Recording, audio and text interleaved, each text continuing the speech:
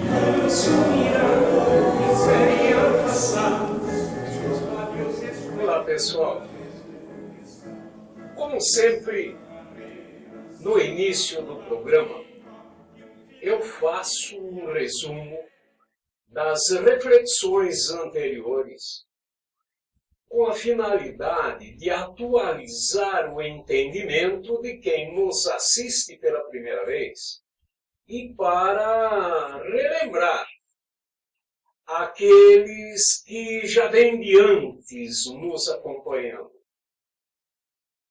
A TV Com Sorocaba também colabora com este objetivo, oferecendo reprises, sem faltas. É assim que tudo fica muito fácil para quem dedica atenção a cada programa. Claro, quando há um pouco de dificuldade, tem essa possibilidade de assistir diversas vezes até ter um bom entendimento. Como você, que é um acompanhante desse nosso programa, e se não era, agora vai ser, deve já estar atento, curioso, deve estar pronto, então, para mais uma reflexão. Se está pronto, eu também estou. Vamos raciocinar juntos, então? Vamos. Lembre que para saber se somos alma ou psiquismo imanente do cérebro, nós fizemos um experimento e constatamos que somos coisa muito diferente. Ou seja, nós constatamos que sou um eu aqui e você um eu aí. Nem alma, nem psiquismo. Fundados, então, no resultado desta experiência, e não naquilo que nos disseram e nos dizem, passamos a nos identificar com o eu singular e experimental, não mais com uma alma religiosa ou um psiquismo materialista. Simples, né? Então, a existência do eu se tornou incontestável a partir de então. Porque cada dia fica mais claro que eu existo aqui e que você existe aí. Certo ou não? Você é capaz de negar que existe aí?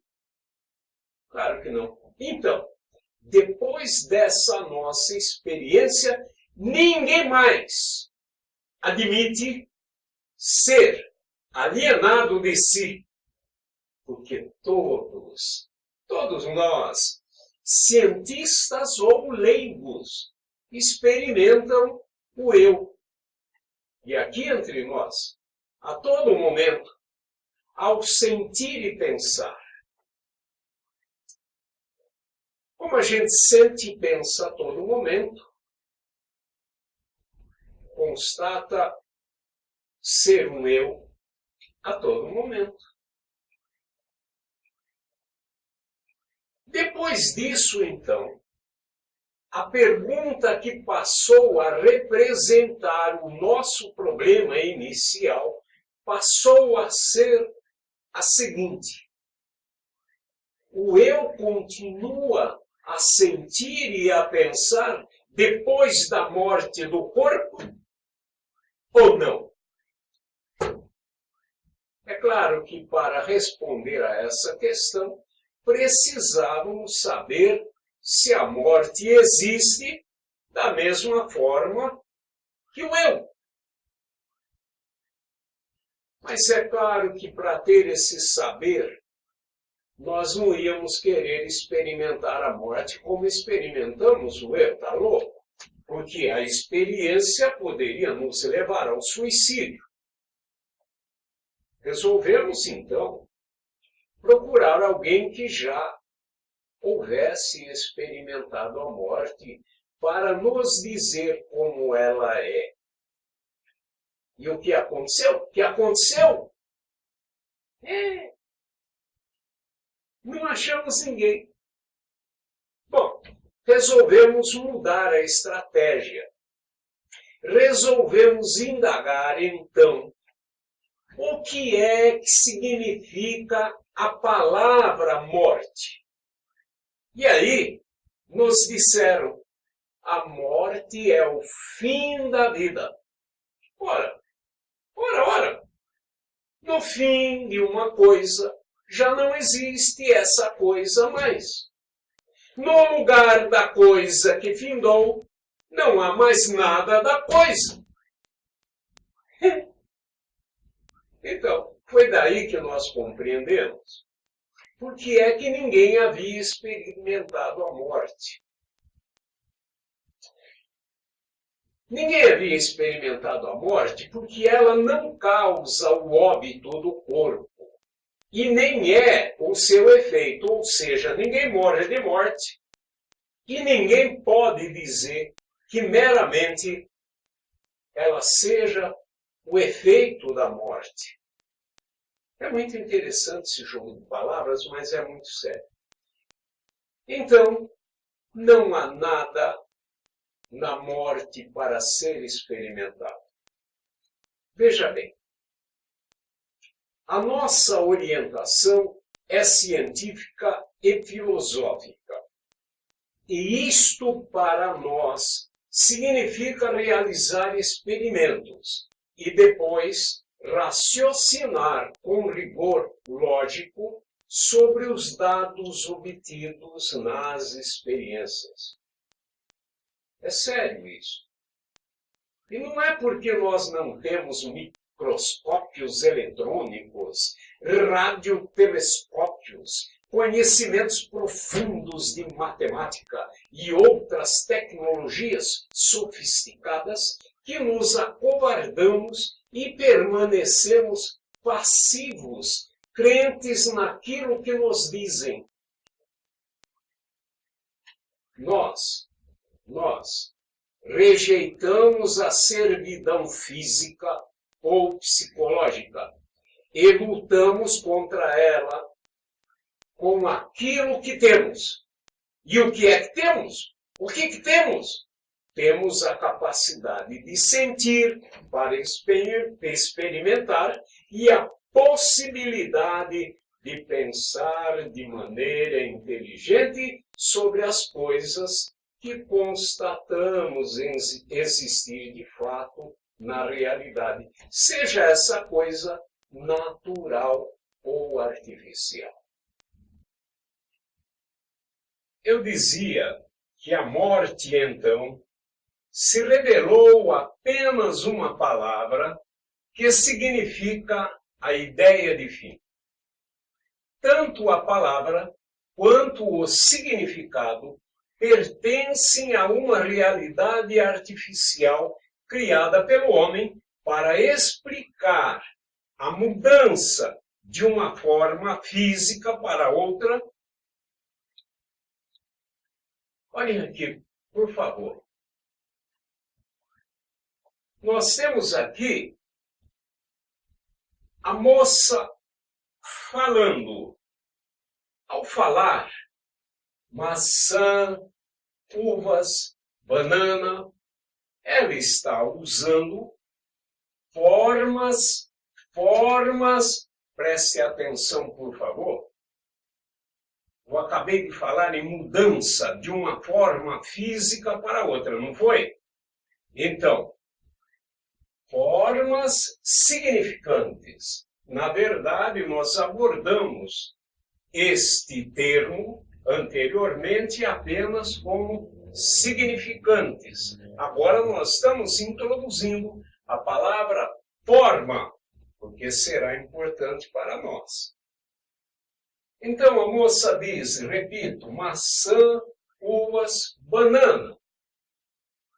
E pensa no significado. Olha, maçã, uvas, banana.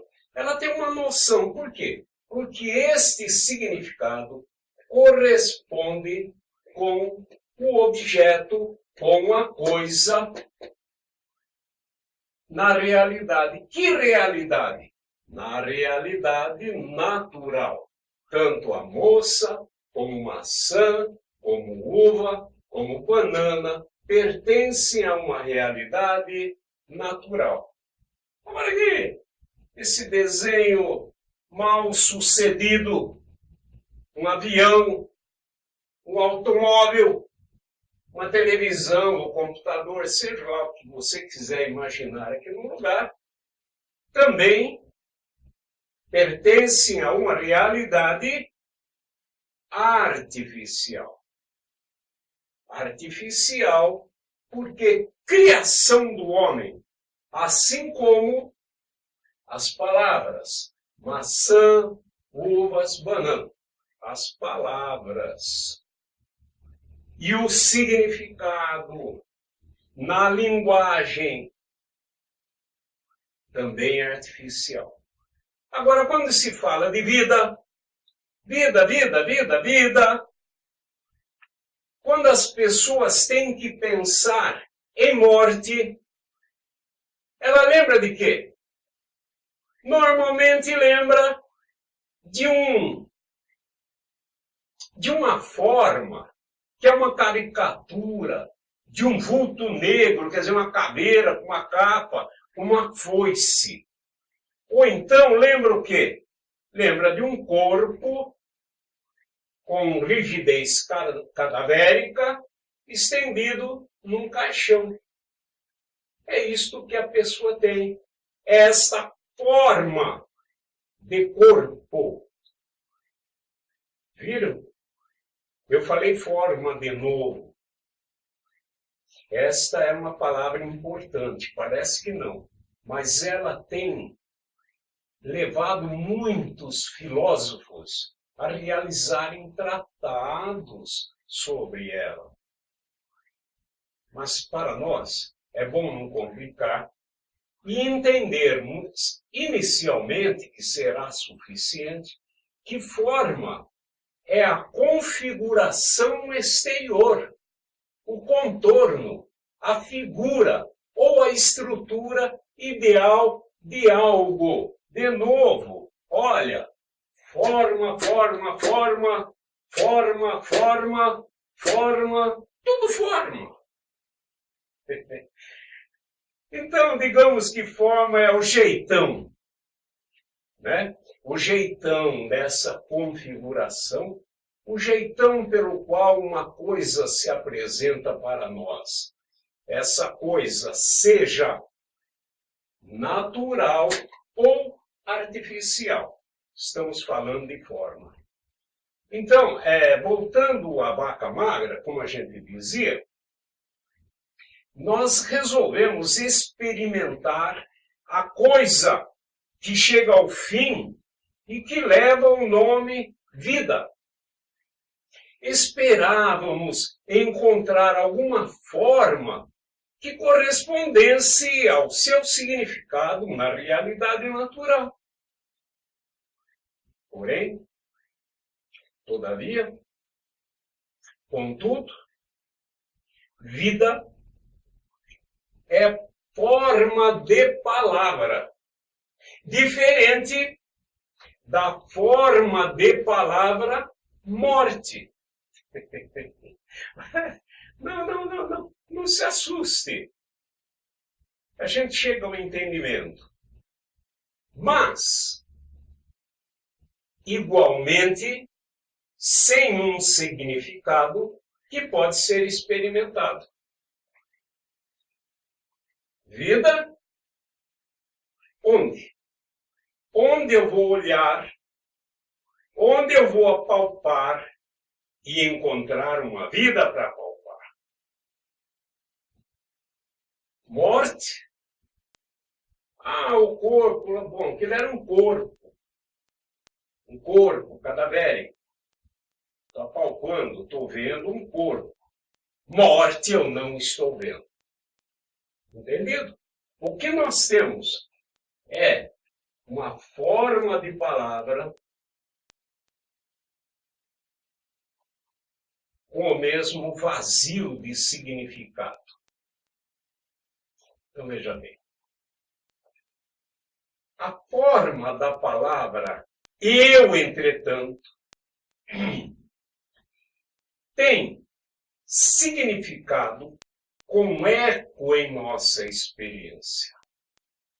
Da mesma maneira que uma pedra, uma árvore, a água, o cacho de uva, a banana nanica, etc. Todas essas formas de palavras aludem, indicam algo singular que pode ser experimentado na realidade natural. Observe em si um eu inteligente provando que existe, demonstrando que existe, porque está tentando lembrar de coisas que experimentou na realidade natural. Banana, uva, maçã. E até quando pensa na morte ou na vida, coisas que nunca experimentou e nem experimentará. Ou seja, no esforço de lembrar da vida ou da morte, o eu só é capaz de pensar num corpo saudável ou estragado. Um corpo estragado, deitado num caixão, conforme nós já dissemos. Repetindo, tanto morte como vida são formas de palavras que evocam como significado apenas ideias abstratas da realidade subjetiva ou inventada pelo homem. Voltando ainda, o fato é que nós andávamos intrigados diante de tanto vazio substancial que nós encontrávamos.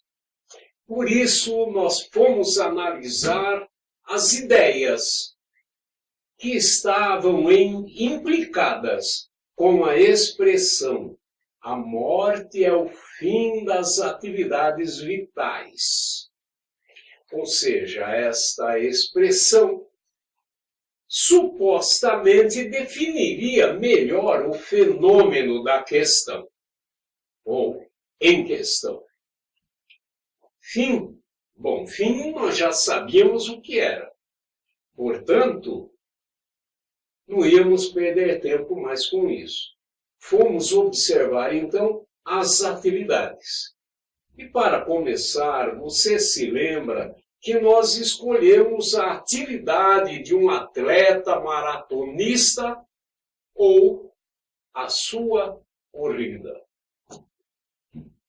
Então, e não achamos a forma natural da atividade. E muito menos o fim dessa forma. Achamos sim, só um corpo.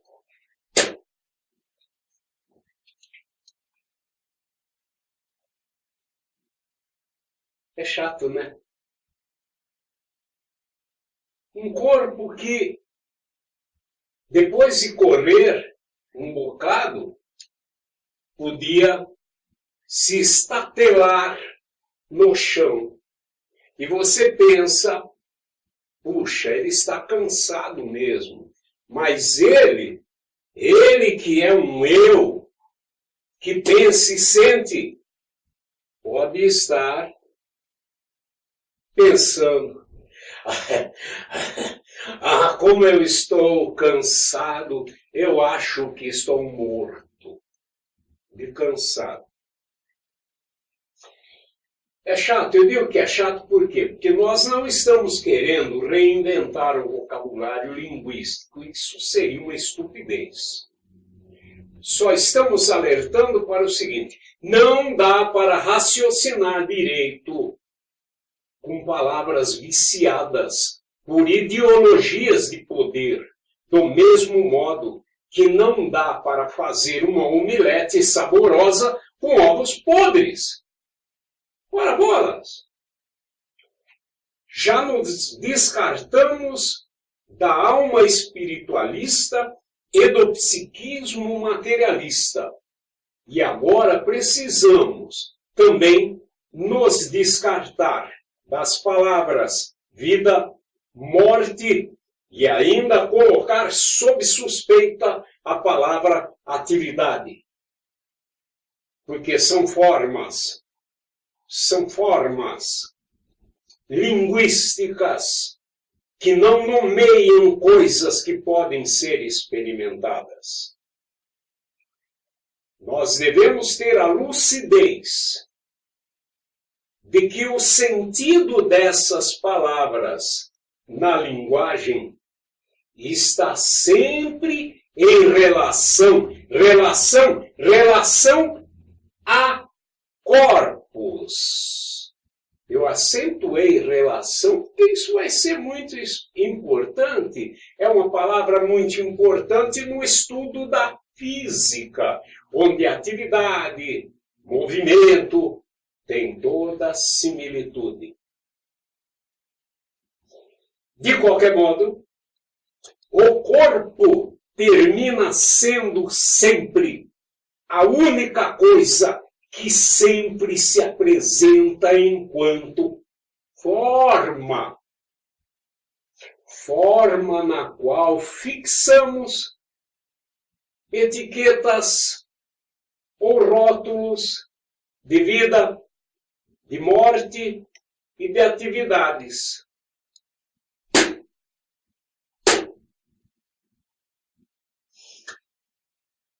É a forma do corpo que se mostra existente aos sentidos, mas sempre secundariamente ao eu. Puxa, será que eu estou dizendo então que o corpo é o outro um que somado ao eu daria aquele 2 anunciado em nosso segundo programa? Teríamos assim uma parceria entre o eu e o corpo, e cairíamos no dualismo cartesiano. É isso que queremos, chegar no dualismo cartesiano negativo. E mais adiante nós estaremos explicando por que não. Por que não é isso? Eu repito que precisamos manter a lucidez nesta nossa busca por saber e operar apenas com palavras cujos significados tenham relação direta com o que existe na natureza.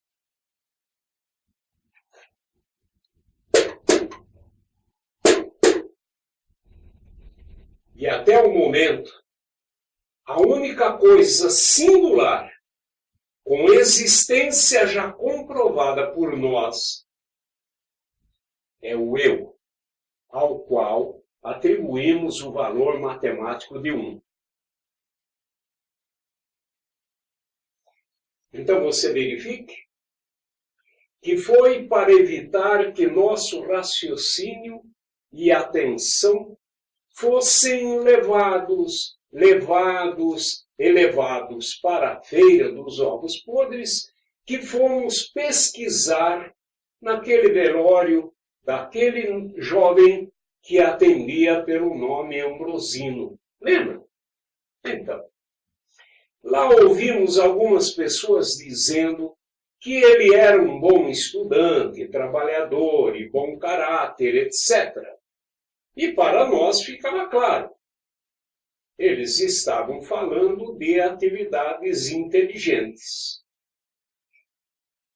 cujo sentido linguístico estavam em relação direta com o eu. Atividade inteligente. Atividades inteligentes. Do eu que aceitava atender pelo nome Ambrosino. Lembra? Ambrosino? Por quê? Hein? Não é? Até porque nós mostramos o corpo que ali era velado já não estudava, não trabalhava, nem atendia por nome algum. Claro, óbvio. O certo é, o corpo que ali estava não expressava mais no exterior ambiental os sentimentos, desejos, pensamentos ou a vontade do eu ambrosino, quando corria, namorava, trabalhava, estudava, etc.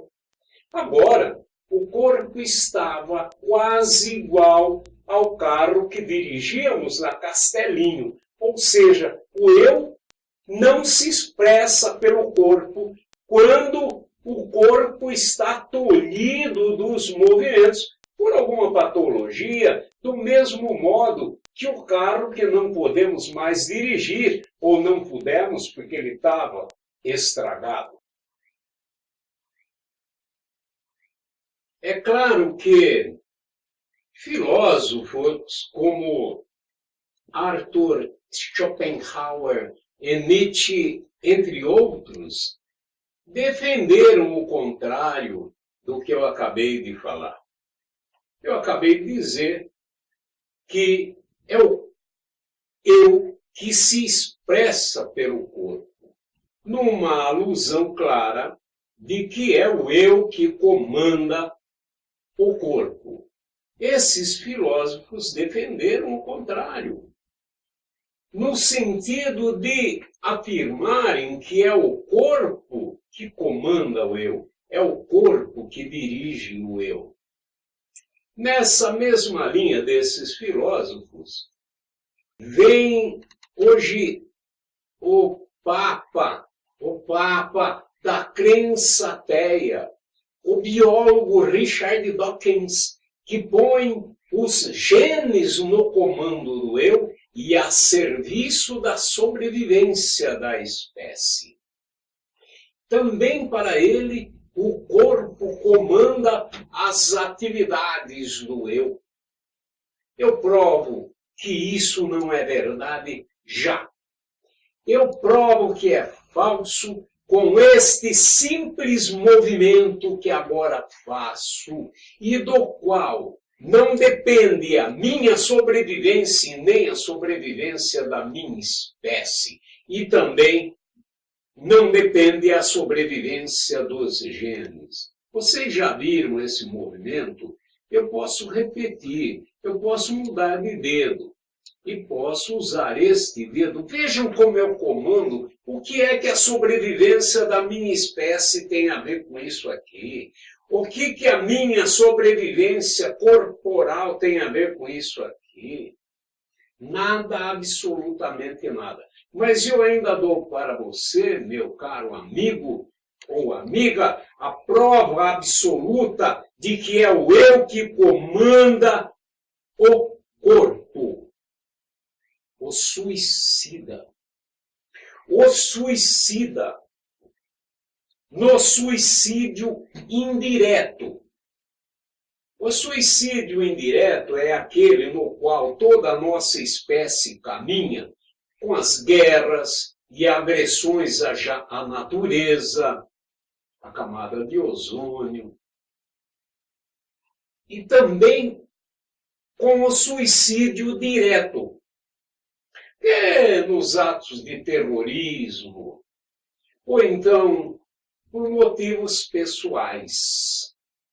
Aliás, esse tipo de suicídio por depressão, grande depressão, por motivos de sofrimentos pessoais, hoje em dia é bastante alta, inclusive envolvendo muitos jovens. Vocês sabem disso, não sabem? As estatísticas mostram um aumento constante. Sem falar no suicídio por drogas. Quando o eu decide praticar o suicídio, ele comanda o corpo integralmente, inibindo totalmente as suas atividades. Logo, nós sabíamos que o eu ambrosino não estava mais no comando do corpo que ali era velado, porque estava todo estragado aquele corpo. Aliás, aquele corpo estava pior do que o carro que parou com nós na Castelinho. Mas os crentes que gostam de omeletes feitas com ovos podres e que só experimentam o corpo, isso é dramático, opinavam que o eu ambrosino já era.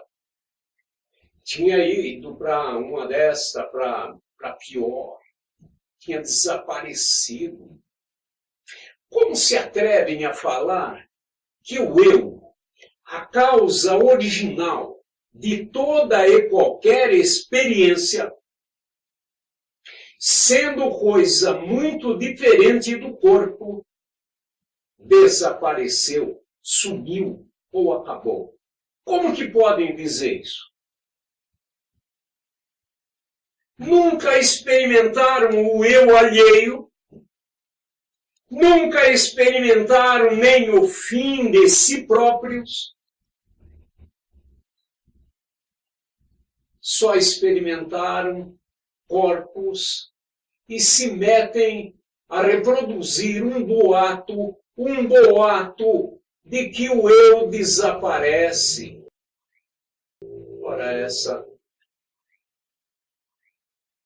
nós não vamos nessa onda de ovos podres. E desde nosso primeiro programa, dissemos que nós recusamos a ser Marias que vão com as outras. Nós decidimos escapar das amarras escravizantes e por nossa própria conta e riscos e investigar de modo científico e racional a verdade que se esconde por baixo de tantos escombros de velhas construções dogmáticas e supersticiosas da cultura.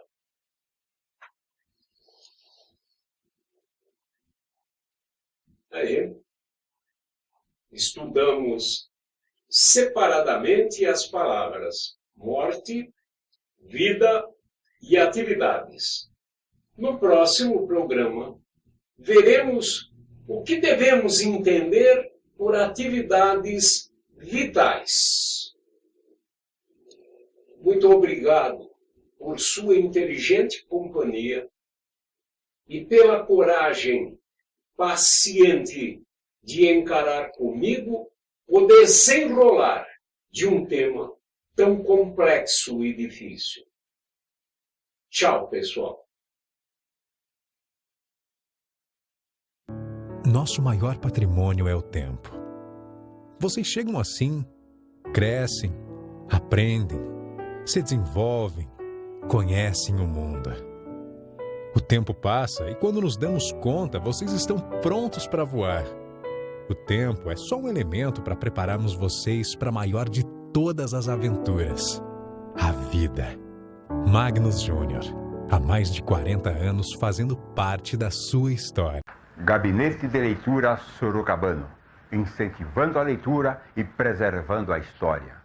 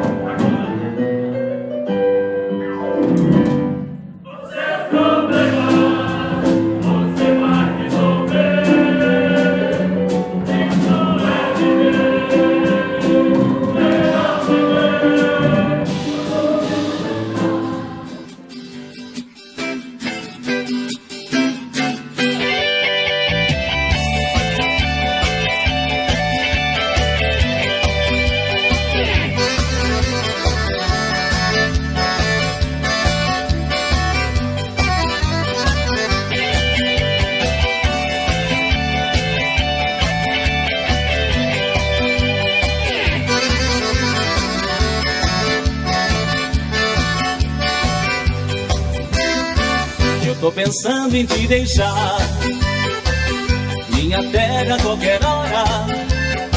Não posso parar de pensar em alguém que vive longe, longe de nós dois agora. Eu tô pensando em ser feliz, e minha mãe quer uma nora. Se eu encontrar eu volto logo, te confesso, ela me disse, sou o homem que ela adora. Talvez esteja em Jaraguá, Joinville ou Blumenau, lá com Santa Catarina. Ou talvez em Rio do Sul, Timó ou Indaial, sei que é linda esta menina. Talvez esteja em Jaraguá, Joinville ou Blumenau, lá com Santa Catarina. Ou talvez em Rio do Sul, Timó ou Indaial, sei que é linda esta menina.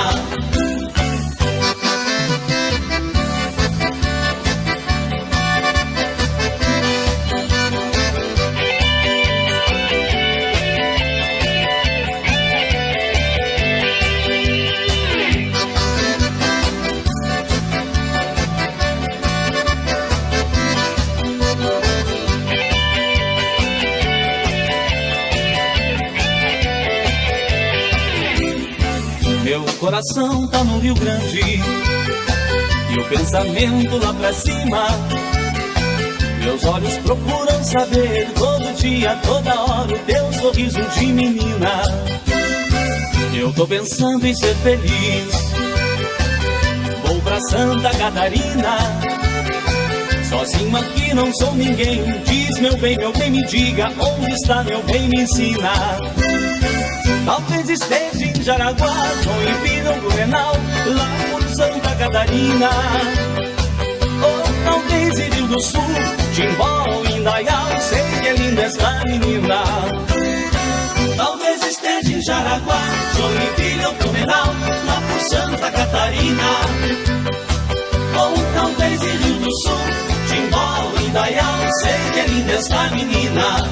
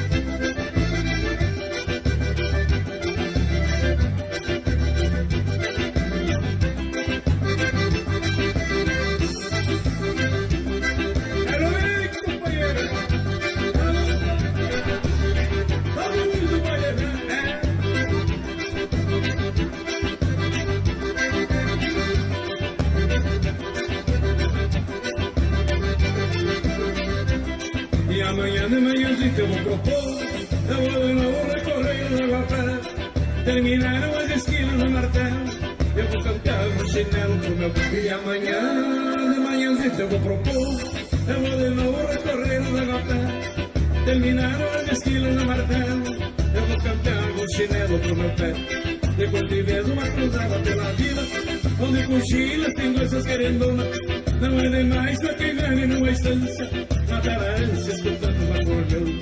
E quando vês uma cruzada pela vila, onde cochilas tem coisas querendona, não é demais pra quem vive numa estância, matar a ânsia escutando um acordeão. E aí, Fernandinho, fala, companheiro, quem deve, companheiro, quem deve não vive, e quem vive não deve, credo. Lá na minha terra é mais ou menos assim. Quem deve não vive, quem vive não deve, companheiro.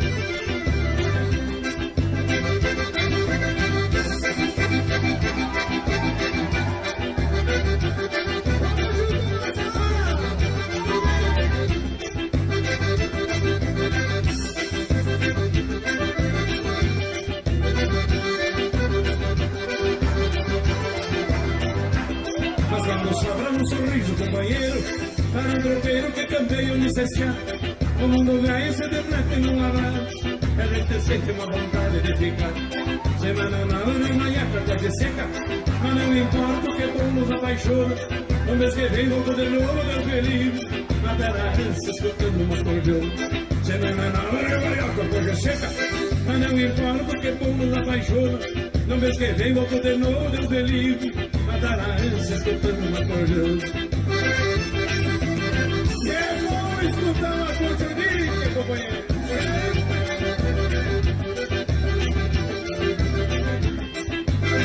E agora eu quero todo mundo comigo aí, que nós vamos pegar umas fininhas aqui. Segura, quero ver.